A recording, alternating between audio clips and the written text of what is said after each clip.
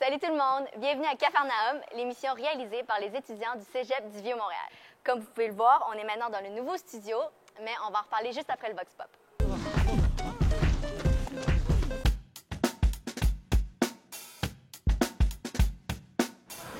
Donc, comme on le sait, la Saint-Valentin, c'est la fête du chocolat et des fleurs. On s'est demandé ce que les étudiants en pensaient. Alors, on est allé leur poser directement la question. Donc, pour toi, qu'est-ce que représente la Saint-Valentin? Je suis un peu plate, mais je trouve que c'est rendu trop commercial. Ah, crap, c'est vraiment de la merde, la Saint-Valentin, je trouve. Là. C'est vraiment une fête trop capitaliste à mon goût. Mis à part une grosse entreprise de vente de chocolat. Pas grand-chose. Pas grand-chose. Quand je suis amoureux à l'année. Premièrement, c'est l'anniversaire de couple de mes parents. Personnellement, je trouve que c'est vraiment une fête qui est quasiment scrappée. Je suis pas là une occasion de passer du temps avec mon amoureux. On voit son chum, puis on fait des activités romantiques. Et que maintenant, c'est rendu, comme Noël, une fête excessivement conçue pour le marketing. Et du fait qu'on est romantique une fois dans l'année. Alors que ça devrait être complètement le contraire. La commercialisation de toutes les fêtes. La fête de l'amour. Ça devrait être romantique tout le temps. De fêter l'amour avec les gens qu'on aime. L'amour, je pense que c'est un peu ça pour tout le monde. On devrait faire des soirées à la Saint-Valentin tous les jours. C'est très bon pour les vendeurs de chocolat. C'est une fête commerciale, finalement. Exactement. C'est pas la fête du chocolat. La Saint-Valentin est un mauvais prétexte pour les gens paresseux. Ça peut mettre de la joie dans le cœur de certaines personnes. Je suis contre le fait d'acheter des petites gogos qui représentent la Saint-Valentin. La fête de l'amour. On pourrait se dire toi, je t'aime à tout le monde la journée de la Saint-Valentin. Je trouve que qu'on se donne tant d'efforts pour une seule journée qu'on pourrait le faire tous les jours.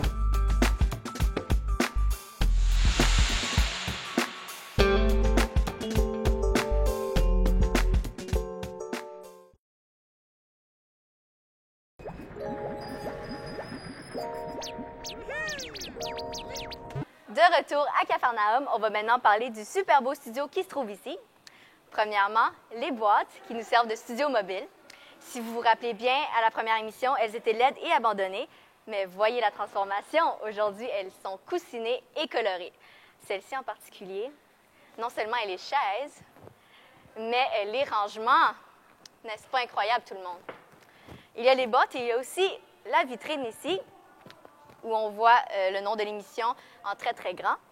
En arrière de la vitrine, il y a la télévision qui sert à diffuser tout ce qui est films, reportages, documentaires. Et de ce côté-ci de la vitrine, il y a toutes les informations qui vous sont nécessaires pour regarder l'émission à chaque fois qu'elle passe. Alors, on va remercier Karina Laguepa et Marie-Ève Labelle du programme de design de présentation. Et on se revoit tout de suite après l'animation. De retour à Capharnaüm, on se retrouve maintenant avec Maxence et Audrey qui vont nous présenter leur reportage sur les pots maçons. J'aurais quelques questions par rapport à ça. Alors, premièrement, est-ce que vous êtes des utilisateurs de pots maçons? Bien, personnellement, pas vraiment. Ma grand-mère me donne ses betteraves qu'elle a cannées dans les pots maçons. Puis après ça, je me ramasse avec plein de pots maçons dans le fond de mon armoire. Mais là, je sais plus quoi faire avec, moi, ces pots maçons-là. Donc, c'est pour ça l'intérêt de ce reportage-là, pour trouver une façon de les réutiliser. Ouais. Mais dans le fond, moi aussi, là, pas pour des confitures, des fois des cocktails, je sais pas trop quoi faire avec, puis j'en ai plein. Puis les idées que vous présentez, vous les prenez d'où? Bien, on a utilisé notre créativité pour les trouver. On s'est aussi inspiré des gens autour de nous, de l'utilité qu'ils leur trouvent. Puis Internet nous a aidés aussi pour trouver des petits trucs. Oui, parce qu'on voit plein de monde se promener avec ça, puis il y a plein de restaurants aussi qui servent des plats ou des breuvages là-dedans. Donc, on voulait savoir d'où venait la mode et tout. Oui, bien justement, selon vous, pourquoi est-ce que ces pots maçons-là sont aussi populaires aujourd'hui? Bien, ça fait très vintage, hein? Puis justement, on est dans cette tendance-là, la tendance vintage, fait que ça la donne. Oui, ça la donne très bien avec la tendance hipster. Puis c'est ça, on voit beaucoup le monde se promener avec leurs pots maçons de thé. C'est aussi une question d'image, là. C'est vieillot, donc c'est beau, là. C'est le look, hein? Oui. Ouais. Merci. Tout est dans le look. On va aller voir ce que vous avez fait dans le reportage.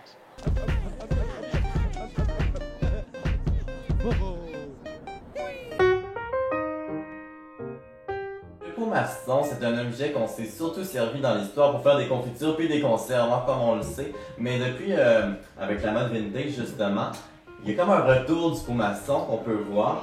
On s'en sert pour plusieurs choses. Donc aujourd'hui, on vous donne quelques trucs de comment se servir du pot maçon.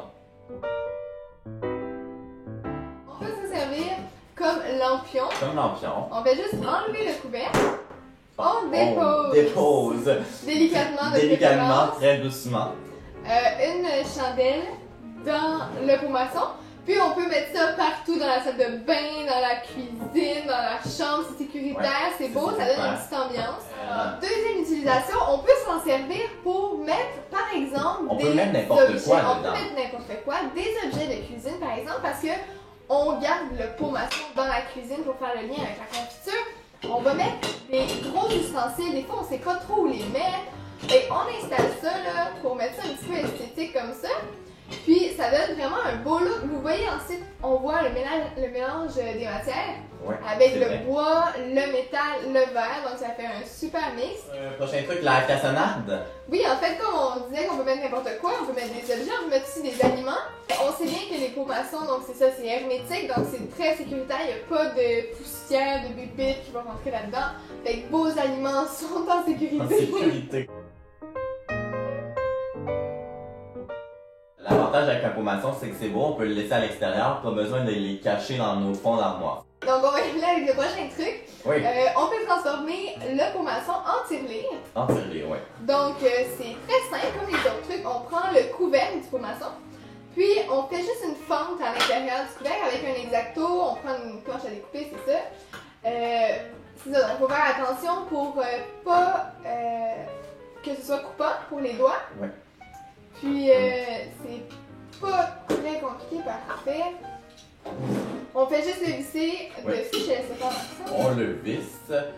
Et ensuite, on insère Donc, notre c'est ça. monnaie. Alors c'est vraiment le fun parce que on peut voir la progression des sous. Pour un enfant, c'est très motivant de voir sa progression En dans sa effet. fortune. Hein. Puis, ça donne un bel effet là, quand la tirelire est remplie de sous. On va vous présenter un dernier truc. Donc ça, on voit beaucoup ce truc-là maintenant. Oui, Souvent, comme au cégep, bon, on le voit beaucoup, même partout, finalement. les gens se promènent dans Ouais. la rue avec ça. Donc c'est tout simplement prendre le pot maçon comme un verre en fait, un contenant, peu importe. Une tasse. Une tasse. Ouais. Alors voilà. C'est tout pour aujourd'hui. Ouais. Donc, voici, c'était nos trucs pour utiliser votre pot maçon. Merci. Re-bienvenue à Capharnaüm. On va maintenant aller voir les dessins animés réalisés par les étudiants du programme d'animation 3D et de synthèse d'images. C'est eux, d'ailleurs, qui ont créé l'ouverture et la fermeture de l'émission qu'on voit défiler ici à la télévision. On va se retrouver après leurs animations.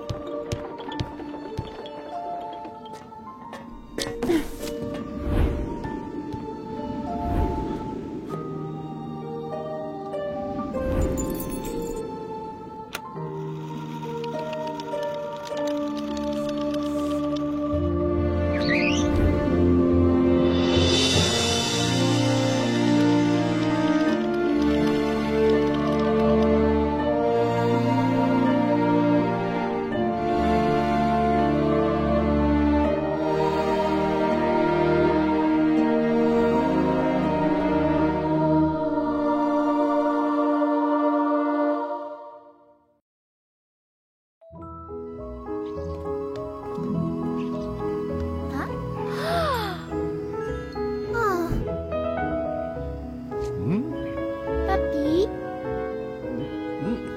Oh non. Oh non.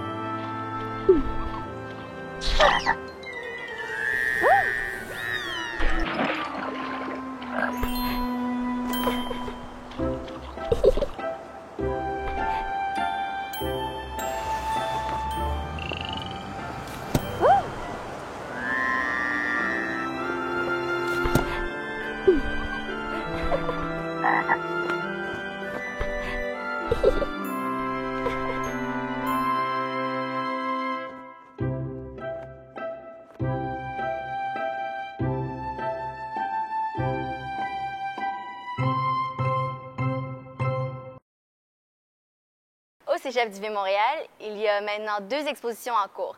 La première, c'est l'exposition de lutherie-guitare de l'atelier Bruant qui aura lieu à l'Agora du 17 au 27 février. La deuxième exposition se retrouve à la Galerie 11, au 11e étage du Cégep. Et c'est l'exposition des finissants de l'école de l'UQAM qui présente leurs œuvres. Vous avez du 24 février jusqu'au 14 mars pour la visiter. Re-bienvenue tout le monde. On va maintenant vous amener un peu de soleil avec le reportage de Lola. Lola, où est-ce que tu nous amènes? Je vous amène en Bolivie. Ma coéquipière Jennifer est partie en Bolivie. Elle nous fait découvrir le désert de sel. Qu'est-ce qu'elle nous montre au désert de sel? Elle nous fait découvrir en fait le tourisme qu'il y a là-bas, les activités qu'on peut faire, les paysages. C'est vraiment beau. C'est intéressant parce que c'est pas très connu le désert de sel. Non. On va aller voir ce qui se passe là-bas avec Jennifer.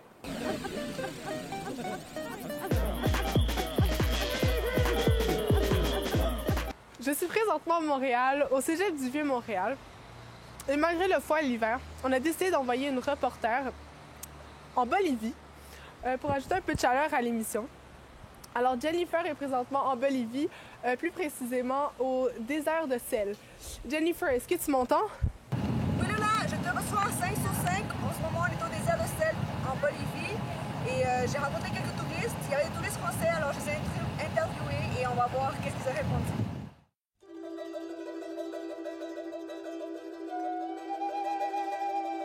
Benoît, comment vous avez entendu parler de ça? Dans des documentaires, à la télé. Documentaires à la télé. Et comment vous trouvez ça maintenant que vous êtes ici? Maintenant que vous allez à la télé maintenant? Encore meilleur, encore c'est... Il faut vivre les choses à la télé.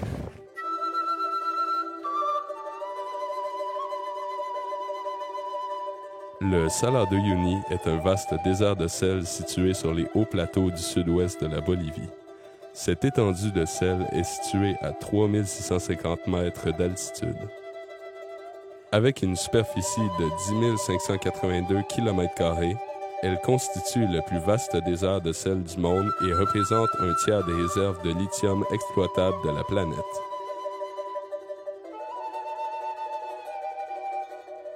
Le désert salé représente une attraction touristique très prisée depuis quelques années. On peut prendre 3 à 4 jours pour visiter tout le désert de sel. Un climat aride avec des taux élevés d'évaporation permet au sel de faire surface. Les salars sont très fréquents dans les climats arides comme le sud-ouest de la Bolivie, le nord du Chili et le nord-ouest de l'Argentine. On en rencontre aussi en bien d'autres lieux désertiques de la planète. Ici, de retour à Montréal dans la neige. Merci Jennifer pour ces belles images et ces quelques minutes de soleil. Ici, au Cégep du Vieux-Montréal, il y a un programme d'arts et lettres en profil communication où les étudiants produisent des films, des documentaires, des fictions et on va aller voir quelques créations.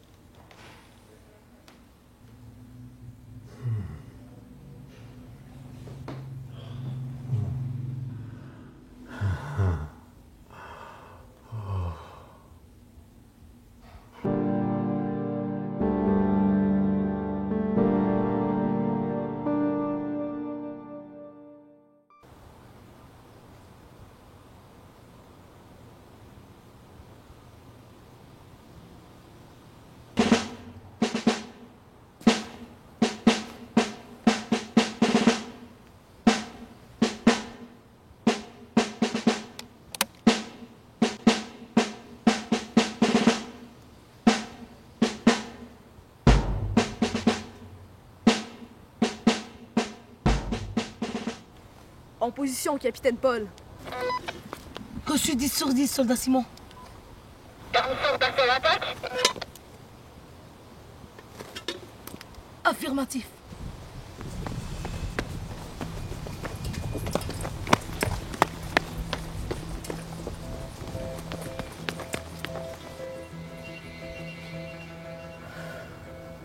J'y vais.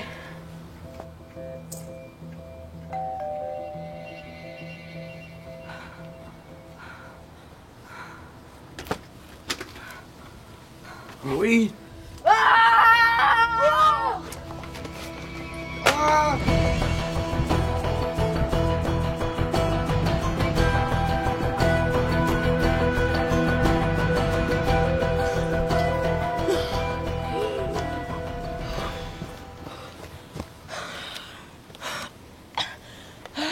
J'ai vraiment eu peur, Paul. Où est-ce qu'on va après?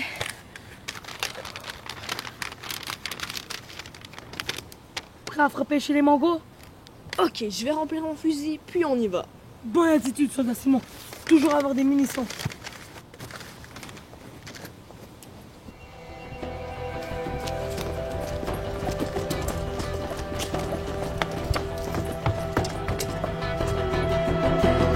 Les grenades sont prêtes.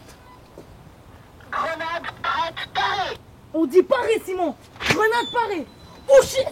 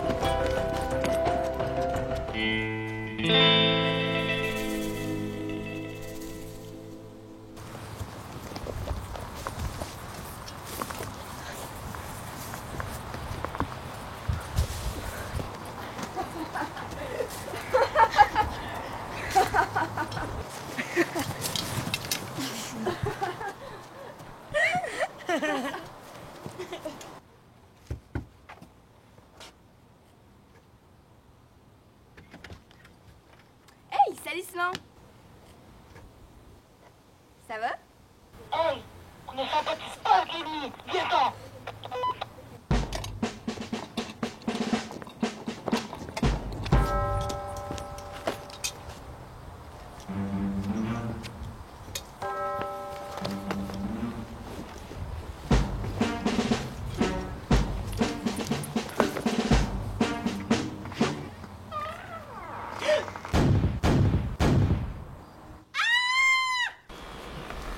Hey, on recommence demain, c'était vraiment le fun. Mais non, on va pas faire ça trop souvent. Sinon la police va nous pogner. Hein? On pourrait se faire prendre. Mais non, là, y a personne dans ce quartier-là qui va nous stouler. Moi, je vais le dire. Pas Zach, le grand tabarnak. Parle pas même, toi. T'es trop jeune. Pis, qu'est-ce que tu veux, Zach? Oh, je veux juste jouer avec vous. Ben, on n'est pas question. Ben, je vais vous dénoncer d'abord. Bon, mais t'es pas bien en vrai soldat. C'est quoi l'affaire du Far West? Les cowboys, c'est cool ici. Puis en plus, c'est un vrai revolver. Ouais, t'es pas mal cool. Y a-tu une maison que tu veux qu'on attaque? Je connais l'endroit idéal pour un duel.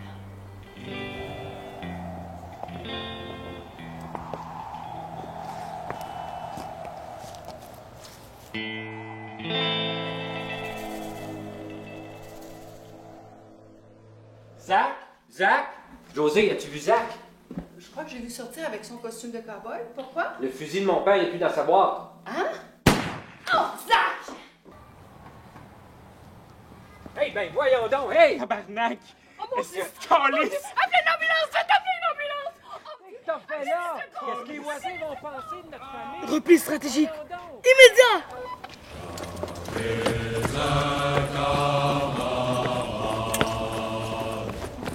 Le meilleur est dans les mains. On l'a fait dans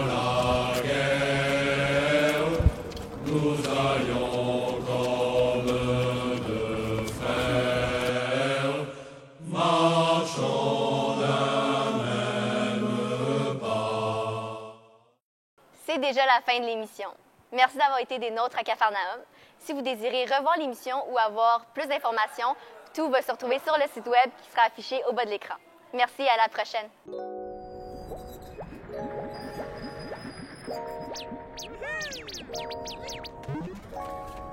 Hey!